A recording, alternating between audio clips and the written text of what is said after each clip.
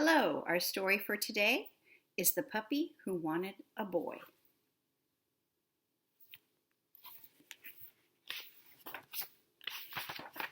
One day, Petey, who was a puppy, said to his mother, who was a dog, "I'd like a boy for Christmas." His mother, who was a dog, said she thought he could have a boy if he was a very good puppy.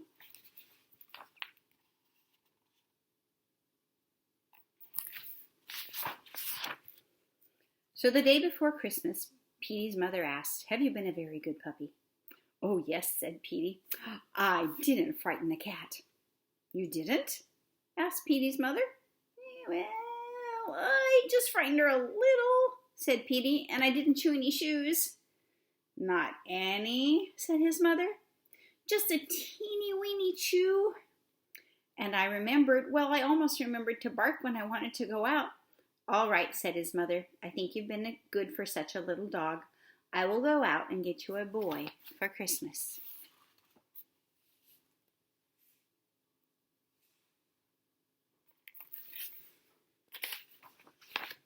But when Petey's mother came back, she looked very worried. "How would you like a soft white rabbit with pink ears for Christmas?" she said to Petey. "No thanks," said Petey.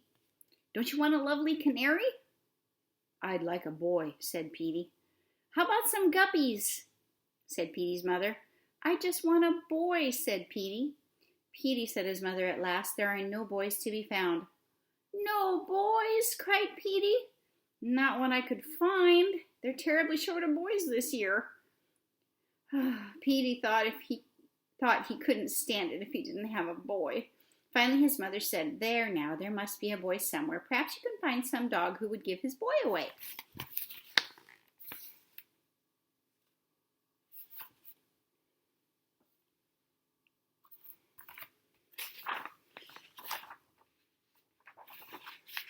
"Do you think I could?" said Petey.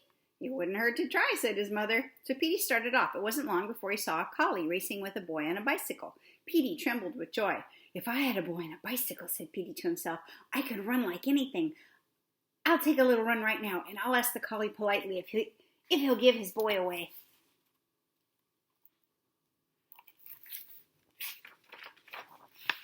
So Petey leaped after the bicycle. He called out to the collie, "Excuse me, do you want to give your boy away?"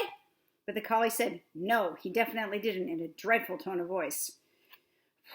Petey sat down. He watched the collie and the boy on the bicycle until they were out of sight. "Oh, I didn't really want a boy on a bicycle anyway," said Petey.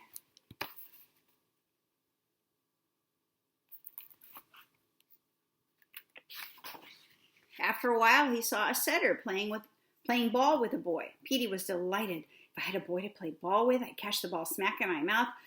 Oh, I'd like to catch the ball now." But he remembered how cross and cranky the collie had been, so he sat down on the sidewalk and called out politely, "Excuse me, do you want to give your boy away?" But the setter said, "No, he definitely didn't," in a terrifying tone of voice. "Oh, well," said Petey, trotting off. "I don't think playing ball is so much fun."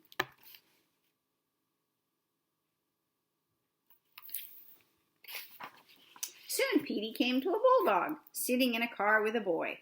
Petey was pleased, for he was getting a little tired from so much walking. "If I had a boy in a car," said Petey, "I'd laugh at walking dogs. Oh, I'd like a ride right now." So he called out loudly, but very politely, "Excuse me, do you want to give your boy away?" But the bulldog said, "No, he definitely didn't," and he growled in Petey's face.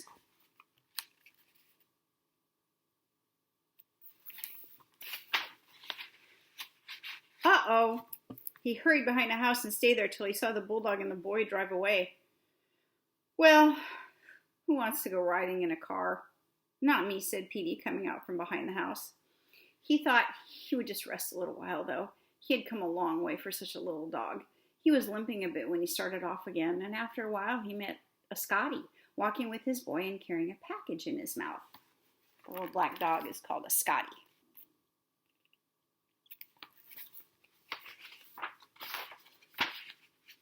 "Well, now that's a good kind of boy," said Petey. "If I had a boy to take walks with and carry packages for, there might be some dog biscuits or cookies in the package." "I would like a cookie right now." He hadn't had any lunch. But he remembered how cross the collie and the setter and the bulldog had been, so he stayed all the way across the street and shouted at the top of his lungs, but as polite as he could. "Excuse me, do you want to give your boy away?" The Scotty had his mouth full with the package, but he managed to say no, he definitely didn't, and he showed his sharp teeth to Petey. Petey is not having any luck. "Oh, I guess that wasn't the kind of boy I wanted either," said poor Petey, "but my goodness, where can I find a boy?" Well, Petey trotted on, but he couldn't find a single dog who would give his boy away. Petey's ears began to droop, his tail grew limp, his little legs were very tired. My mother was right, he thought, there isn't a boy to be found. Just as it was getting dark, he came to a very large building on the very edge of town. Petey was walking by slowly and he saw a sign. It said, "Home for Boys."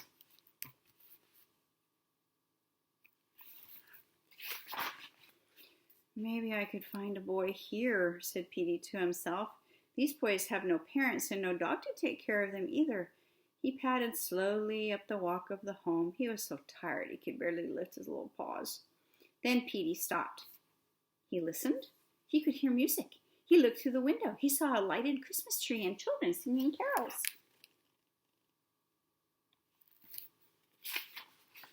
Then Petey saw something else. On the front steps of the building, all by himself, sat a boy. He was not a very big boy, and he looked lonely. Petey gave a glad little cry. He forgot about being tired. He leaped up and landed in the boy's lap. Sniff, sniff went Petey's little nose. Wag, wag went Petey's tail. He kissed the little boy with his warm, wet tongue. How glad the boy was to see Petey. He put both arms around the little dog and hugged him tight.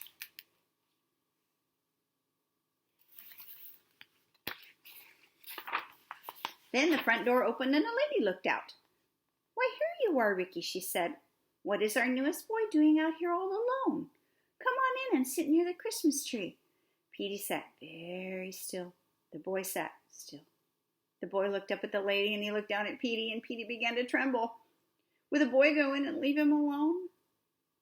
"I'm not alone," said the boy. "I've got a puppy." "A puppy?" The lady came out and looked at Petey in surprise. "Can he come too?" said the boy. "Why," said the lady, "you're a nice little dog. Wherever did you come from? Yes, bring him in."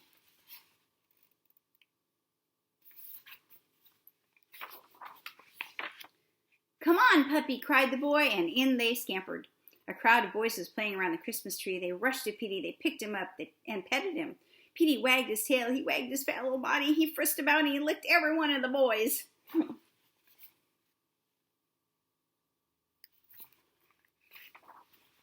"Can we keep him?" said one. "Can we give him some supper?" said another. "Can we fix him a nice warm bed?" said a third. "We will give him some supper and a nice warm bed," said the lady, "and tomorrow we will find his mother and see if she will let him stay." There he is.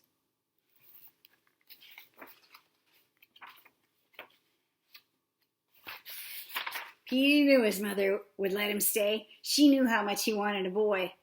"But won't she be surprised," said Petey to himself with a happy little grin, "when I tell her I got 50 boys for Christmas. Not just one." I hope you liked the story. I'll read a new story for you tomorrow. Have a good day. Bye.